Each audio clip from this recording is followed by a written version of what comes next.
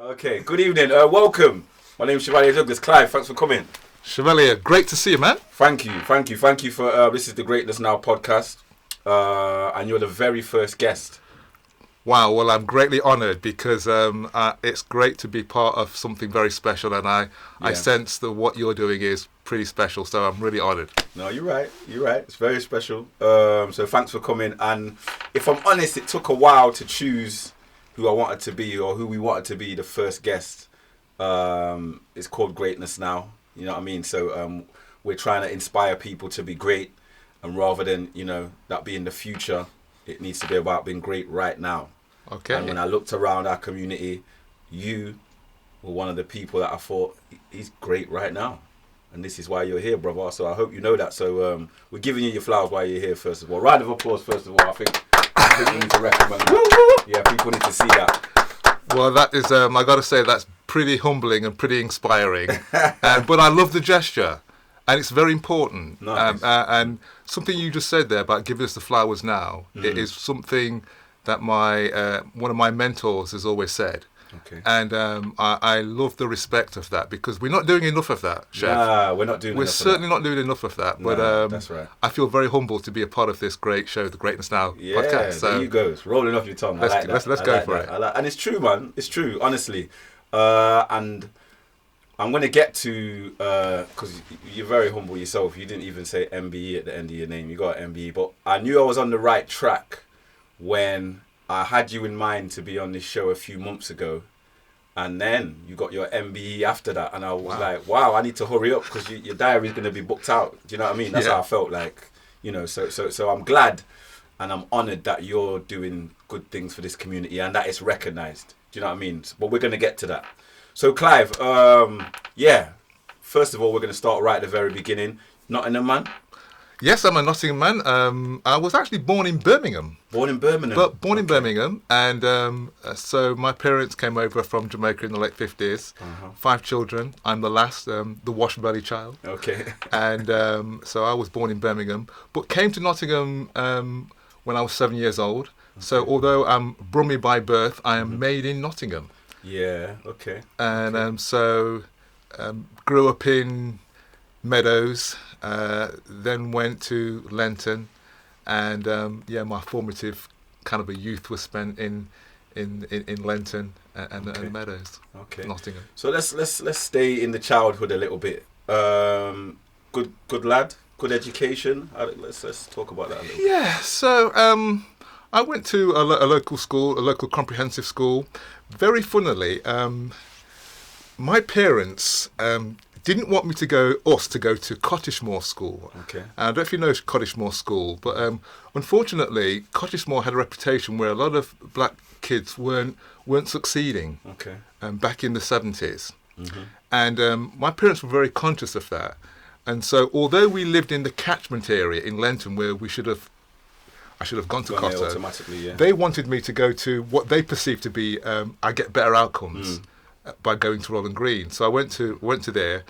I liked studying, but I wasn't the brightest child. Okay. I did CSEs. After getting a number of people might not even recall CSEs anymore, but I got a number of CSEs. I liked at school. I liked art and chemistry. Interesting. And also I enjoyed English and a bit of poetry. So growing up in Lenton, going to that school, I found that one of my key areas in comprehensive school was actually chemistry. So I went on to do more in science and took that as a bit of a starting point. Okay, then what did you want to be when you was young? It's a very good question because I actually, I guess I wasn't too sure when I was young, but I do remember growing up thinking I'd like to do something very special. Okay. And what was pushing me was when I realised I had a good kind of a skill for a little bit of chemistry, I thought, you know what, I'm going to become a chemist. Okay. And so I decided to follow that. I thought, well, let me go and become a chemist because that's something that I've been told I'm good at, and so let me sort of study and get my head down for that.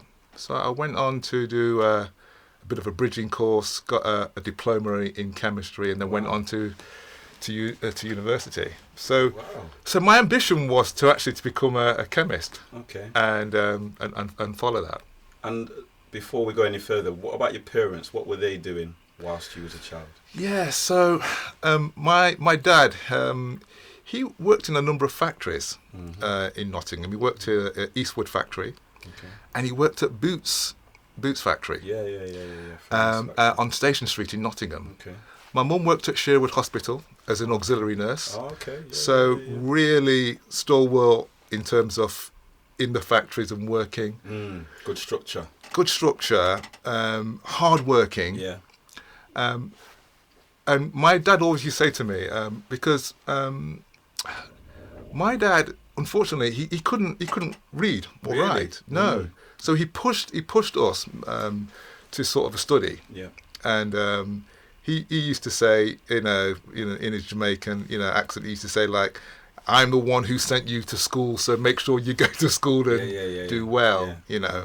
But funnily enough, one of the things that inspired me to sort of do well at school and thinking about that was on one of the school trips, they took us out actually to Boots in the factory. This is when I was still at early my secondary school, I think it was. Yeah. Went round the factory. Yeah. On the wall was pictures of the then Forest football team. Okay. Yeah. Which had Viv Anderson. Yeah. The first black player to play for England. Now, what happened was when I looked at the pictures of the football team, Viv Anderson was painted and marked up in white, and his lips were covered in white, and like a monkey. It was deformed. I'm telling you, Chef, it frightened me. And as a youngster, I thought to myself, there's one thing I don't want to do is end up working in a factory. Yeah. Because if this is how they treat black people, I don't want to be in this. Yeah. And that was a little bit of a motivator for me. And and then my parents were like, get a good job, because I saw how hard it was for them and how difficult it was. Bringing up five boys. All boys. I got one sister who actually stayed in Jamaica. She didn't come over, and so she stayed in Jamaica, and the rest of us were all over here. And my parents were always hard working, but I saw from an early age that what a struggle it was as well. Yeah. And I think it's quite common amongst that Windrush generation of the parents coming over, siblings getting left in Jamaica.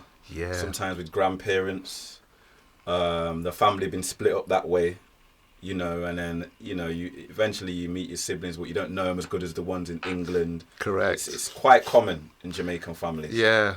And I think we're still going through that process of getting back together. And I often ask myself, what's the cost of, coming here? Yeah, I think that's a great question, and I think I'm coming to terms with it. I now, as much as I can, I go and see my sister in Jamaica. Right. And I've been for the last 2 Christmases. Me and my brother was out there this year. Whereabouts in Jamaica, sorry? In Kingston. Okay. Yeah. So I got a sister out in Kingston, and so we, but you're right, because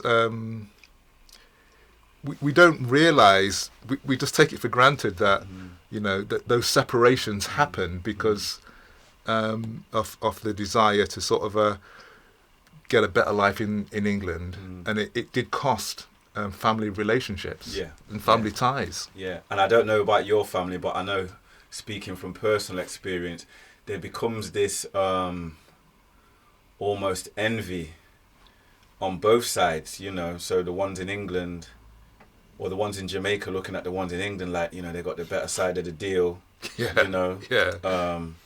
They need to come back and look after me. Then you got the ones in England like, well, why should I look after the ones in Jamaica? So there's a whole lot of stuff that we have to deal with. There is. particularly as Jamaicans, Yes. in search of this better life. So it's very interesting. And now we're at the second generation of that, where it's kind of cool now to be Jamaican. Yeah. You know, Yeah. people want to fly the flag now. You know, so it's very, very interesting. Yeah. This point that we're in at the moment, in terms of, you know, where we're from. So Absolutely. I think these are very important conversations to be had, so that the next generation can maybe learn from us as we try and bridge this gap, you know, as to ending up here in the UK. So moving on. So you realised you wanted to do chemistry.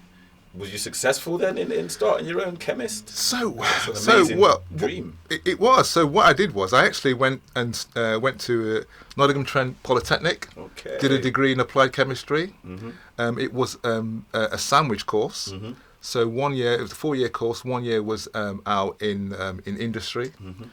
I actually went to, at the time I didn't realise this, but I went to one of the better pharmaceutical companies. It was known as Fison's Pharmaceuticals in Loughborough. Wow. Mm-hmm. So I spent a year there, and I went there 2 years studying, 3rd year out there. Mm-hmm. Have a guess what? When I went into doing the actual work as a chemist, with my white coat, Mm-hmm. Petra dish, Yeah. Goggles on. goggles on, Yeah. Bunsen burner, Yeah. interpreting the graphs and everything. Yeah. It was like, I don't want to do this. You didn't want to do it, and yeah. I can't see myself doing this. I can't see my life doing all this. Yeah. So it was a shock. Mm. But sometimes in life you go through things and it tells you what you're not to do rather than what you should be doing. So I had to make this adjustment. I says, well, Clive, you know you don't want to always do this now. Okay. Try and get a good degree. I'm here now. I'm here now, exactly. Yeah. So what happened was I came out, but I didn't realise a lot of students actually go through that. Yeah. You know, you tend to, when you're going through your stuff, you think it's just particular to you. But a lot of students came back and they looked at life differently. So for me, what happened is that because I was studying chemistry, I graduated in that. At the time, back in the 80s, it was a technical degree. And what was happening at the same time is that IT was getting big. Okay. Yeah? Okay. Going into computers was getting big. So I took some career advice, and the person said to me, look, you've got a technical degree. Yeah. Why don't you try out the world of IT? Okay. And It's you before could... Apple. Oh, before Apple. Way before Apple. Apple was just a fruit Yeah. that you eat, you know? Yeah. This was like, you know, back in 89, 90. So I did a bridging course, and I went into my first job doing as a junior programmer in IT. What? So I transferred, Yeah. and I really enjoyed it, and that became a long time of my career. Okay. And I actually ended up becoming an IT person, Wow. doing Wow. programming, and moved on to doing some bit more analytical programming, and then I moved around as a consultant in IT. Wow. Very interesting. So you must have been one of the original programmers then. Yeah, you could say that. I mean, punch cards and all that kind of stuff. Yeah. You've seen the whole thing. So, but I did know, even back then, that my strength wasn't so much in the technical, but also working in management and with people. That was your strength. Yeah. Okay. So I actually moved away from the technical side and became a manager of IT teams. Okay. So I became a manager of the like the help desk at the company that I first joined. And because I enjoyed kind of a management and organising. Telling people what to do. Telling people, I've been told so many times, Clive, you're very good at telling, Pastor Clive, you're very good at telling people what to do. Yeah. But I honed my skills Yeah. in doing that, and I enjoyed sort of that kind of organising part. Okay. So was you, whilst going through school and uni, any sports? Was you?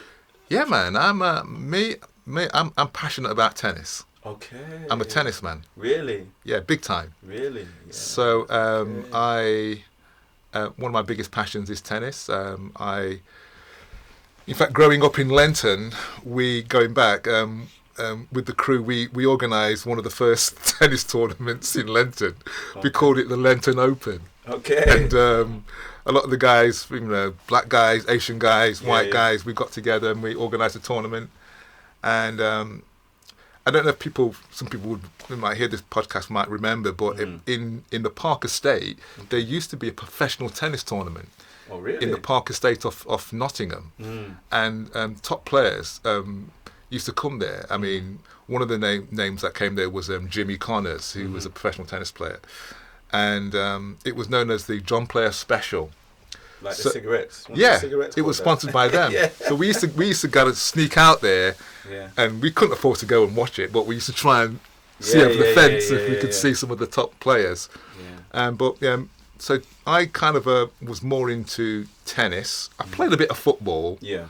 And enjoyed that. But my brothers were probably the better footballers in the family, and I kind of just enjoyed playing tennis, and that was my sporting passion. I've got a cousin who's a famous tennis player. Go for it. Jay Clark. Oh, yes. That's my cousin. Yeah, fantastic. Yeah. So we got tennis in our blood. I don't there you go. Nothing, but we're good at tennis. you go. So maybe I feel like you paved the way. Well, I tell you what. You know what's really impressive? I don't know the amount of black guys who were good at tennis back then. It's embarrassing. Yeah. But they never got through. Yeah. But they were brilliant. I mean, I enjoyed it. But I tell you what, I grew up with some guys. They were brilliant.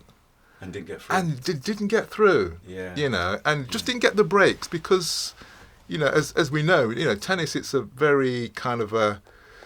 Well, there's a class element to it in this country growing back up there. Yeah, I was about to say that. Was it a financial element? Yeah. It cost a lot of money to... Cost a lot of money, and there was a class element to it as well.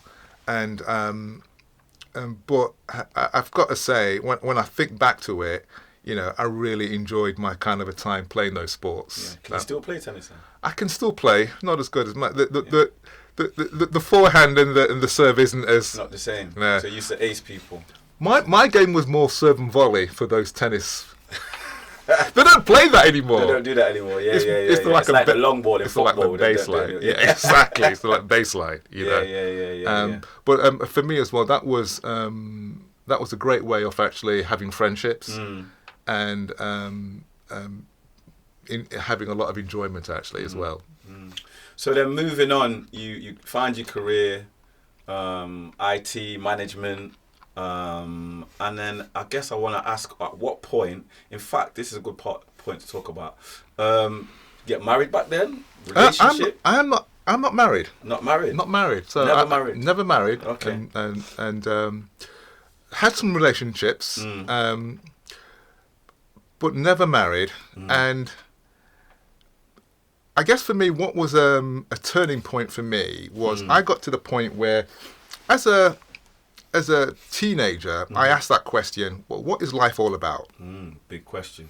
The usual big. What is life all about? Yeah.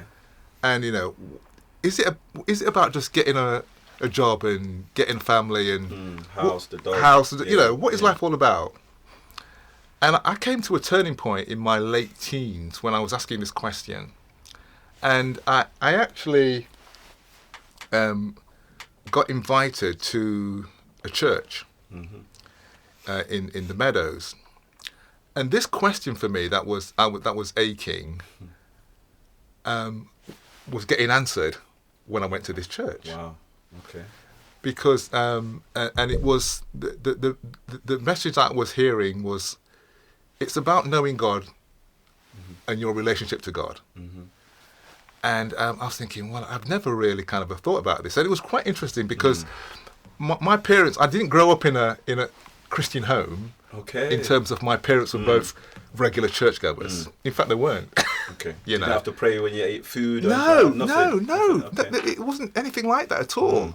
God-fearing, even in Jamaica, everybody talks about God and everything. But it wasn't. We wasn't a church-going family. Yeah. But I got this. Ended up going to this church through a really strange situation. How it happened was, believe it or not, there was actually a fire happened in our home upstairs bedroom. Okay. Lady knocked on the door and said to my dad, "Open the door." I don't know if you realise smoke coming out your top bedroom. He didn't know. What? He was sitting down watching wrestling on Saturday. Yeah. And so he jumped up, and thankfully no one was injured or hurt. Anyway, the lady, Mrs. Thompson, said, "Look, I go to a local church. Would you like to come along?" And my mum and dad says, "That's great. We'll send Clive." Very good. They sent you. They sent me. Yeah, so yeah. I ended up going. But it all happened at the same time. So for me, that was a real kind of a turning point. And there were other young people there as well. And I kind of got this sense of purpose and calling. Wow. Okay. And I kind of got a sense of growing up like, well, actually, there are things that perhaps I haven't thought about that I could be doing, and it's kind of inspired by my walk with God. Wow. Okay. And my life just took a different turn, and that was the beginning of a kind of a direction that I took, it's brought me to where I am today. Lots of challenges and changes and everything, but this is the course that I'm on. So at what point did you decide to become a pastor then? At what point did that say, I'm going to take it further and not just be a member of the congregation? I suppose it's the manager thing, isn't it? Yeah. The manager thing, I like it. Do you know what? What was the blessing was, I'm going to be honest with you, growing up, back then in the 70s and 80s, there wasn't much opportunity for black people, I felt, for black people to express themselves in lots of different ways. You went to school, you got you got to college, you're knocking it around and so forth. You go into work, it's the same thing. The place for me at the church, it was a majority black-led church. Okay. That's where I found where I could be myself, feel loved, develop my talents. Okay. So we was encouraged, and I say we because there was a number of us, we were encouraged, well, come on, if you want to get involved in the church, help in that in the youth department. Okay. Help out in the Sunday school. Back then there was no, we talked about something earlier, there was a complete breakdown, or there wasn't any this kind of an intergenerational division. The young people and the old people mixed and did things together. Yeah, it was a community. You see what I'm More saying? of a community. Yeah, it was a community. Yeah. Right? So I found myself in a position where I was getting my own leadership skills developed, and I was being encouraged to lead and support and help people who were my parents' age. Yeah. You with me? Yeah, and it wasn't seen anything like that because I was encouraged by our dear mentor and minister, Reverend Canon Weaver, to get involved in things like that and to do that. Okay. So that enabled me to grow and develop and do things. And so I wasn't, it wasn't as if I was thinking, I want to be a minister. You get my drift? A natural progression. Yeah. And I can't say to you, I had this one that says, right, I want to be a minister. In fact, it was more like people would say, you should become a minister. I think you'll be. You've done this, you've done that. Yeah. And that's where I kind of led into it. And one of the good things I learned through this is to use a word. I hope it doesn't sound like the wrong word, but to professionalize things. I like that word. Yeah. And to do things, and that's what my mentor, Reverend Weaver, said, no, okay then, we're doing that. We want to take it to the next level now. Yeah. Let's get you licensed as a minister. Start to do things in terms of leading services, in taking funerals, in doing christenings, get around. It's a big responsibility. It's a big responsibility. But the exciting thing for me was, there was a few of us as particularly as young men and females as well, Yeah. that were doing it at the same time. So it wasn't just you. Yes. You had friends to lean on, colleagues to lean on. You can make mistakes together. Yeah, and yeah, yeah, You can yeah, grow yeah. together. You can Yeah. say, well, I'm a bit scared about Yeah. doing that. So Yeah. but we were, as I mentioned earlier, it wasn't an environment of aspiration, love. You can be who you are, and we are here to help you be the best who you are. So I think that environment, you know what it's like. You put the right thing in the right environment. Yeah, you're gonna thrive. It's gonna thrive. You know. So you've done you've done weddings, like you say, funerals, big responsibilities, christenings. So you must have married quite a few people. Well, not a lot. But I have, and you give advice and you counsel, advice. Yeah, and so forth. Yeah. And in the church, it's really interesting because it's about relationships. It is, yeah. And the marriage is one, and it's such an important aspect. But I tell you what, in any walk of life, church, how do we get on together? Yeah. Now we're getting to the goal. Keep going. How do we get on together? Yes. Yeah. And I tell you what, the church is an organisation, like any other organisation, with people, and we're so complex. Very complex. And different. And even though we're saying we love the one God, and we live it, it's not that simple, is it? It's not that simple. Yeah. So the aspect of how you understand how to actually administer, in terms of fairness, righteousness, and sometimes people have sincerely held different beliefs than you, or take a position on certain things. Yeah. And you have to try and maintain harmony, or you have to try and guide people, or if you say, well, no, that is not the right way. For me, those, and we had lots of those. I can imagine. They're very formative. Yeah. You see, and they inform you of how to try and get to what I would call, hopefully, some kind of integrity. Yeah, I guess it must be a challenge for you as a pastor, leading the church, where we're in this information age, right? So everyone will want to tell you some new version of faith that they might have heard about on the internet and kind of challenge your faith. Yeah. Or, as black people challenge the Bible. Yeah. Was it written for us? That type of thing. I can imagine it being, as the years progress and we get more and more, information. Absolutely. I can imagine that being a challenge for you. Yeah. And it's not going to get any easier. No. It is not going to get any easier. No. And that's for me part of the really the kind of excitement as I see it as well. And you know what? You have to be challenged. Yeah. It's true. So in all these years, your faith it's never faltered. Would you say it's increased? My faith has never faltered. That's a really interesting statement.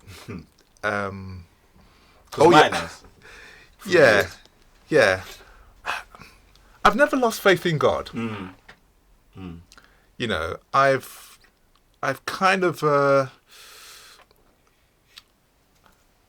felt things have been difficult at times, and I thought, well, why am I going through this process, or why is this happening?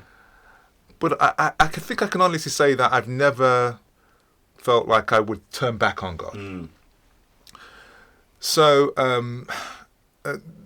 areas like that, I think, have challenged me to recognise that God has remained faithful. Interesting. And I think that is something whereby I have to say, sometimes God does give different people a different sense of faith and belief. Okay. That may be hard to kind of understand, but I really do believe that. Some people can walk through certain things where I think, wow, how were they going through that? Yeah. But it's something that is, I believe that God gives people and enables them. So I can honestly say that I have never kind of doubted God in that regard. But that is not to say that there's been some tough times. I can imagine. So let's move on a little bit and talk about, I guess, over the last few years that you've campaigned passionately for, and it's the Windrush generation. Let's talk about that a little bit. Sure. What made you, first of all, I suppose, I don't know if the church was part of that, but kind of campaign for those affected by the Windrush, should we call it scandal? The so-called Windrush scandal. Yeah. Let's talk about that a little bit. Let's talk about that then. So what happened is... Okay, so you asked a very good question, why was I passionate about it? So let's get to why I believe I was passionate about it. You know what? When it happened, there were stories coming out that people from the Caribbean mainly were potentially getting letters threatening with deportation, detention, can't access services. Yeah. No doctors. No doctors, exactly. Yeah. Benefits, all that type Absolutely. of thing. Housing, all that type of thing. Exactly. When that started to emerge in the news, and it wasn't even mainstream, but we got hold of it, and we made an announcement at our local church and said, you may have been hearing some stories that some people from the Caribbean may be getting letters. If you are worried about that, come and speak to the ministers after the service, and we'll see if we can help you in any way. We was astonished that after the service, people were coming up to us in the congregation. Clive, I'm really concerned about my dad. He hasn't got his passport sorted out. Or Clive, I'm concerned about my uncle. We've been telling him to get his passport, and we're concerned now that he might get thrown out the country. So when we were hearing that, Reverend Callum Christian Weaver and Reverend Mark Stewart in the church, we said, we've got to act. We've got to do something, because this is our own congregation who's been affected. And we've got to respond to this. So we decided one of the first things that we can do is actually create some surgeries where people can get help. Fortunately, one of the ministers says, we are in good friendship with a immigration advisor, a local person, and we can get him involved to put on some information surgeries. So we did that. We put on the first one. We had over 30 people there. We put on some more, and then more and more people were coming and saying, we need help. We're not sure if we're legal or whatever. And we started to help people. But here's what got me kind of going about it. I kind of had this kind of call it like a epiphany or vision, whereby I was thinking, actually, Clive, think about this. Just think about, we have a situation in our own country where people, our own people, were being told that they're illegal. And they're legal. And Clive, if I was to say to you, I'm having this conversation with myself. Right? Generations would look back and say, this happened 30, 40 years ago, whereby there was a group of people that were known as the Windrush generation. They came to this country, they were legal, and you know what happened to them? They were told that they were illegal, and they started to deport them, and they didn't give them access to services. What did the people around do about it? What did they do? So what happened? Oh, you know what we did? You know what the people did? They just shared some videos amongst themselves, and they said, isn't this terrible? That's what came into my mind, you know. Yeah. That was the vision. That was the vision. Yeah. I thought to myself, I can't do that. No, got to do more. I've got to do more than that. Got to do more. Because I felt like that's what was happening for me. Yeah. People were sending me stuff and I was doing it. And that became like the kind of the burden, you know. So I thought, let's see what we can do. And because it was, you know, it was my burden. It was your burden. And I think so many things happen. We see so many things in our phones, and it's easy to just scroll past and not do anything. Yeah. So it's interesting that you decided to do something about it. Yeah. And I'm sure hundreds of people have been affected by you doing the work. So that's very important. You know, we have to do the work, and sometimes it's very easy to just expect someone else to do the work. And I feel like you were supposed to do the work. You know, you're in the right place at the right time.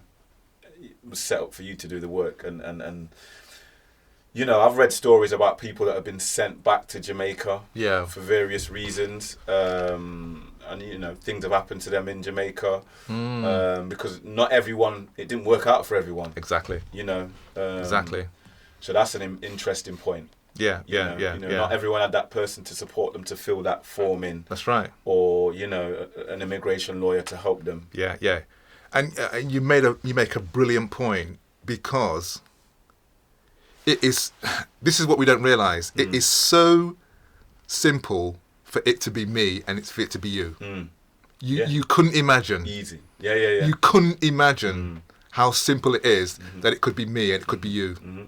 And that's why it's really important sometimes when situations happen that we have to react in a way where we ask the question, well, hang on, it could be me. And so there were people who, I couldn't believe it, that we met one guy at the surgery. He came in, he worked for, he was part of the British Army. Wow.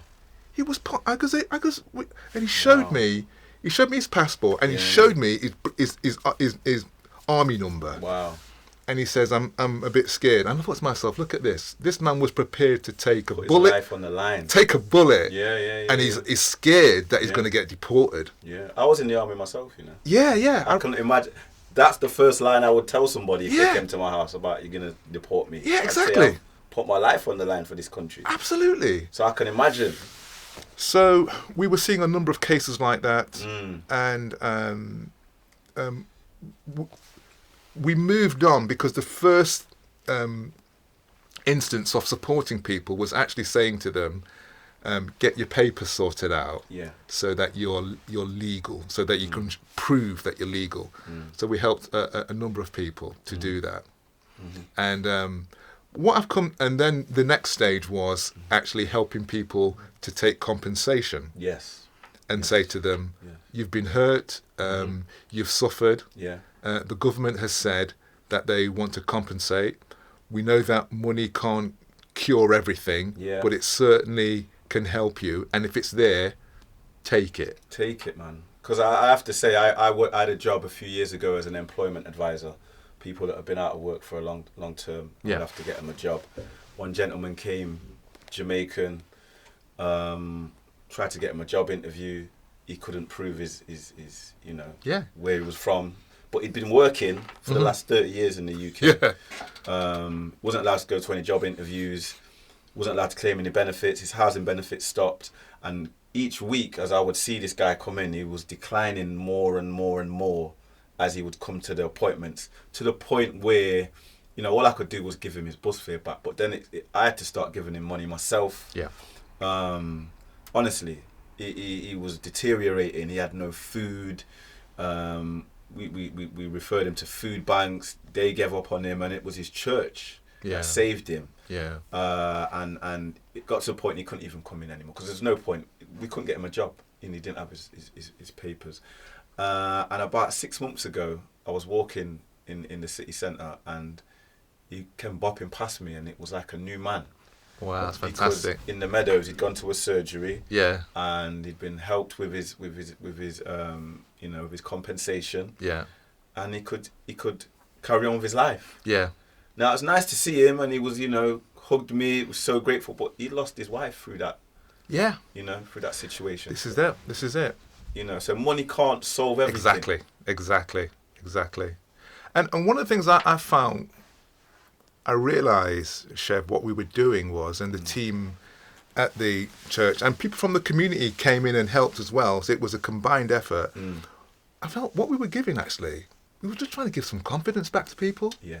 Some dignity. Yeah. Some respect, And it became more and more, no, come on, let's give some confidence. You can do this. Yeah. We had people come down and says, a very simple thing. Sometimes people from that generation, they hesitate to speak to officialdom. Yes. People from the Home Office. Yeah. So we have to do role plays with people. Yeah. We have to say to certain guys, look, we're going to phone them up. This is what's going to happen on the phone call. They're going to ask you these questions, and then you're going to say this. And let's role play it. Yeah. And then we try and empower them to sort of take action and take decisions for them as well, in their own hands. Yeah. So fast forward, as a byproduct, I know I follow you on Facebook. As a byproduct, you then in Jamaica. Was it just before Christmas? That's right, yeah. And you find out that you've been, awarded an MBE. Awarded an MBE. Yeah, how was that? Wow, so I'm now a member of the British Empire. Wow. So what happened was is that I was actually preparing to go on holiday to Jamaica. Yeah. And I looked at an old email account, and there was an email saying NY23 Honours was the title. Okay. So I thought it's something to do with New York. Yeah, because I'd spent some time in New York last year. I thought of very naively. And it was an old email account, so I was just getting rid of stuff. And I thought, let me look at this. And open it up, and it said, like, you've been nominated for an award. This is confidential. Okay. You please do not say anything to anything. If you wish to receive it, you have to confirm that you would want to receive it. And I was going to actually ring somebody. Of course you would. Straight away I was like, and then something said to me in my mind, no. Stop, you can't do it. Yeah. Because if you're going to say something and it gets out, then you might mess up. Exactly. Anyway, so I had to hold it. What was really nice is that I was actually in Jamaica. Yeah, beautiful. Full circle. Shit, if I wanted to plan something like that, planned it any better, could I couldn't. I was there with my sister, my family from Jamaica, my brothers, my cousins, of course. And sadly my parents passed away. But it would have been. But if I was to say anywhere, I would love to have got that information. It would have been there at New Year's. Come on. Perfect. So it was such a blessing, and. When it came out, because there was an embargo, obviously, then when it came out online, I said to my family, guess what? I've been given an award for an MBE for services to the women's generation, and the wing was ecstatic for me. And straight away, my family in Jamaica saying, I'm coming over to England, Clive. I'm going to get my visa sorted out. I want to be at the palace, you know what I mean? So... But for me, what was really important for this, and I say this really humbly, what's really important for me now, because I'm under no illusion that the MBE, and Empire, it has its connotations. Yeah, that's right. Not lost on me. No, that's right. For me, what's important is to keep the spotlight on the work. Okay, good, yeah. Don't slow down. Exactly. Yeah. No way. And, now it's about, I see that as another building stone. Yeah, I'm glad you do, because I have to ask you, what are your views on the new Home Secretary, as she's new in post? Yeah. And it looks to me like they're using the Windrush thing as a bit of a scapegoat, as to prove that even though they're, children of immigrants themselves, they're not scared to use their position to kind of shut down the borders of the country, and I feel like they're using the Windrush thing as a bit of a model to show that. What do you think about that? Yeah, well, the new Home Secretary, Suella Braverman, I am very concerned and very disappointed with the kind of actions towards Windrush at the moment. Windrush, there were 30 recommendations done by a lady by the name of Wendy Williams, right? All those recommendations were there to enable and to ensure that the wrongs that was done to the Windrush generation would be righted. They were committed to by the previous Home Secretary, right? Exactly, yeah. and by the government, which she is part of, the Conservative government.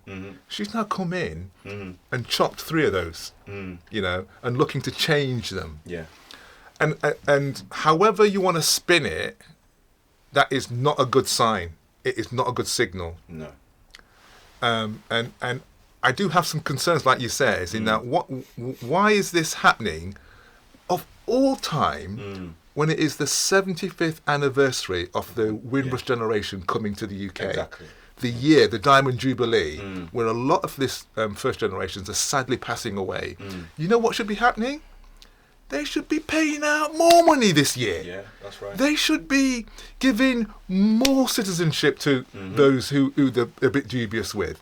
I mean, this is the year to actually solidify and to take it to the next level, not to be going back. So as a result of doing this work, I have to say is that we formed the Windrush National Organisation, which is people from around the country who were passionate and concerned about helping people from the Windrush generation in all parts of the country, Manchester, London, Bradford, Leeds. So we've got a committee. It's chaired by Bishop Desmond Jadu. Okay. And we're going to be meeting with, we've put in out letters and we're hoping to get a meeting with the Home Secretary. Brilliant. And we're looking to meet with the portfolio holders in government for Windrush and making it known, look, you know, the Windrush generation's here to stay. That's right. Your commitment was to right the wrongs. This is not a step to do that. So if you're not going to do that, what is it you're going to be doing? So, you know, the fight continues because,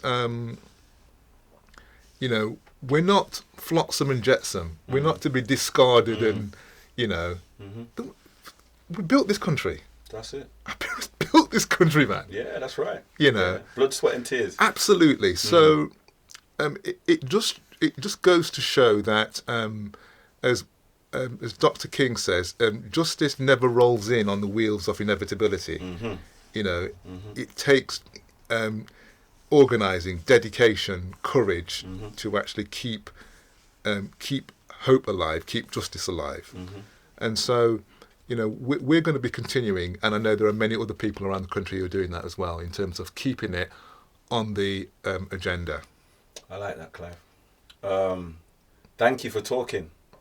I really, really appreciate it, and I'm glad that you've been able to talk about your story, tell us where we're going to go in the future, and all I would say is, for me and the team at the podcast, keep up the good work. It's been a pleasure to be here. No Thank you problem. very much. Thanks for the greatness. Thank you very much. Yes, mate. Thank you.